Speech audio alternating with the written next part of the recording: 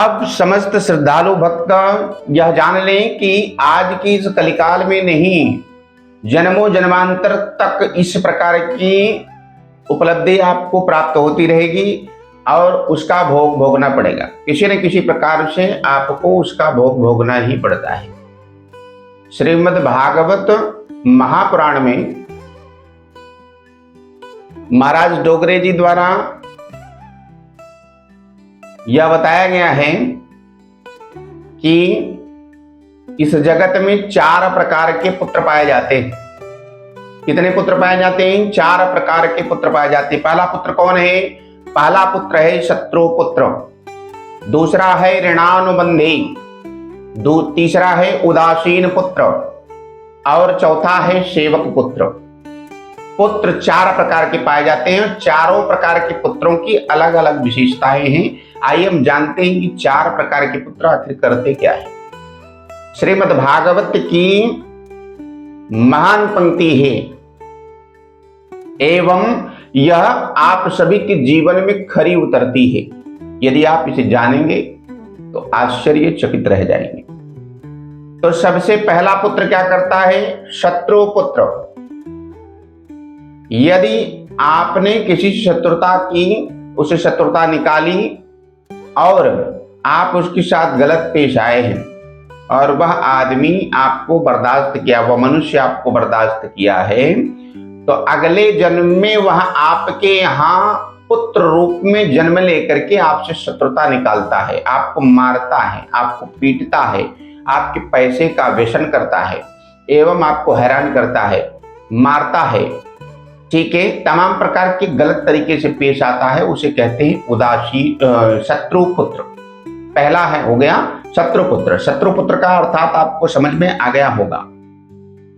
दूसरा है ऋणानुबंधी। आपने कर्ज खाया किसी का, वह कर्ज आपने नहीं दिया और आपको यह लगता है कि नहीं देंगे तो साला क्या कर लेगा, क्या कर सकता है यह हमारा, तो वह पुत्र आपके यहाँ पुत्र रूप में जन्म लेकर के आपकी पत्नी के गर्भ से उत्पन्न होकर के ऋणानुबंधी अपना कर्ज वसूल करता है। चाहे जिस प्रकार से हमें लाख रुपए दो, हमें आईफोन खरीदना है, हमें ये कर दो, हम आपका खेत बेचेंगे, खेत बेच करके हम ये करना चाहते हैं, हम वो करना चाहते हैं, आपको रोड पर लाने का काम करता है।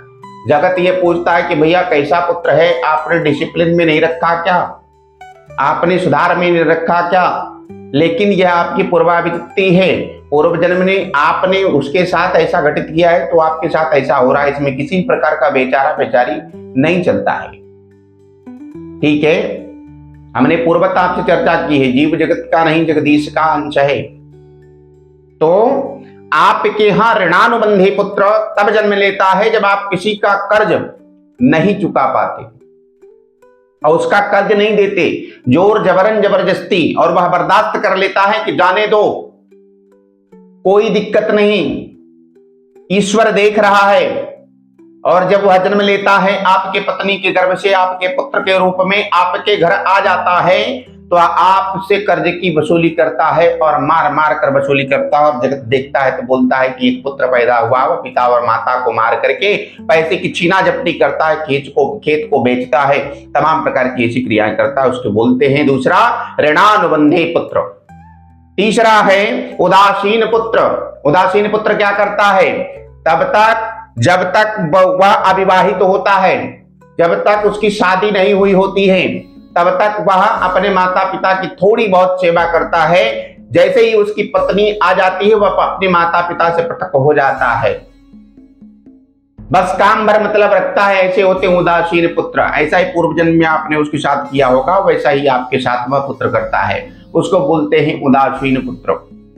चौथा है सेवक पुत्र। आपने यदि किसी की सेवा करी होगी, वह देख रहा है, तो उसका फल आपको उस जन्म में प्राप्त होता है। सेवा करके ईश्वर देखता है कि आप किसकी सेवा कर रहे हो, आप सेवा करते हो तो उसका फल आपको अगले जन्म में फिर मिलता है। वह पुत्र रूप में जन्म लेकर के आपकी इतनी सेवा करता है, इतनी सेवा करता है कि वही जगत देख करके यह कहता है कि यह सेवक पुत्र है। और सेवक पुत्र जो होता है वह बड़ा ही उदार हृदय होता है वह माता पिता से पृथक नहीं हो सकता। वह चाहे उसकी पत्नी चली आए, चाहे उसकी शादी हो जाए, चाहे उसका विवाह हो जाए, चाहे वह कहीं जंगल में भटक जाए, लेकिन अपने माता पिता से अलग नहीं हो सकता है, क्योंकि आपने ऐसा दूसरों के साथ ऐसा नहीं किया है, तो आपका भी पुत्र आपके साथ ऐसा नहीं कर सकता है। यह कलयुग के 4 पुत्रों की विशेषता है। जन्मों जन्मांतर तक इन पुत्रों की इसी प्रकार की क्रियाएं चलती रहती हैं। जैसा को तैसा मिला, मिला नीच को नीच। जैसा आप दूसरे के साथ करेंगे वैसा आपके साथ होना तय है।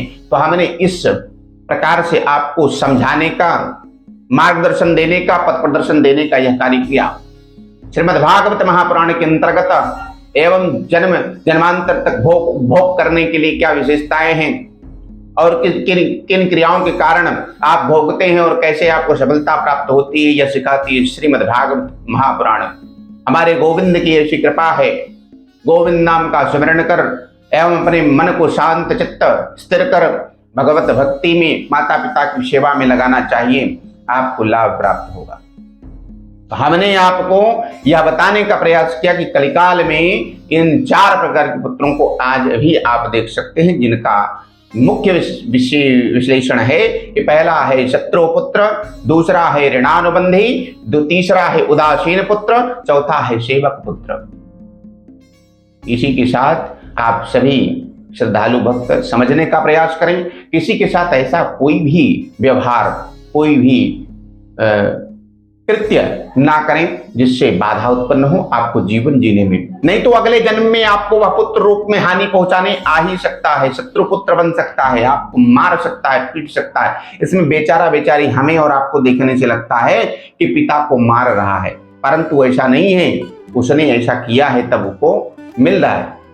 तो जैसा को तैसा मिला, मिला नीच को नीच। इसी के साथ अपनी वाणी को विराम देते हैं, चलते हैं दरबार की ओर। जय श्री राम, जय श्री बालाजी।